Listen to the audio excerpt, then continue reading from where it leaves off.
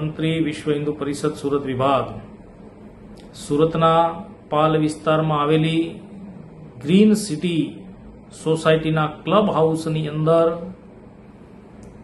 ભજન સત્સંગ સંધ્યાના નામથી ખ્રિસ્તી મિશનરીઓ દ્વારા એક કાર્યક્રમનું આયોજન કરવામાં આવ્યું હતું। કાર્યક્રમ પૂર્વે સોસાયટીની અંદર હિન્દુ સમાજને ભજન સત્સંગના કાર્યક્રમની અંદર પધારવા માટેનું નિમંત્રણ પણ પાઠવવામાં આવ્યું હતું। વટાળ પ્રવૃત્તિ માટેનો આ કાર્યક્રમ હતો અને ભજન સત્સંગના નામથી હિન્દુ સમાજને નિમંત્રિત કરીને એમની સાથે છળ કપટ કરવાનું આ કાવતરું હતું।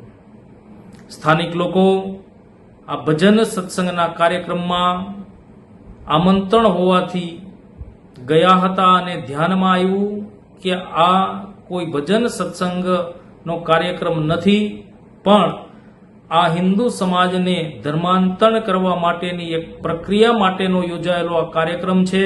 કાર્યક્રમની અંદરનું જે સ્વરૂપ હતું, જે વાતાવરણ હતું, હલ્લાલું હુલ્લુલું જેવા એક દ્રશ્યો જોઈને સ્થાનિક લોકો સ્તબ્ધ થઈ ગયા હતા અને વિશ્વ હિન્દુ પરિષદ ભજનદળના કાર્યકર્તાઓનો સંપર્ક કરીને આ કાર્યક્રમને વિફળ બનાવવામાં આવ્યો હતો।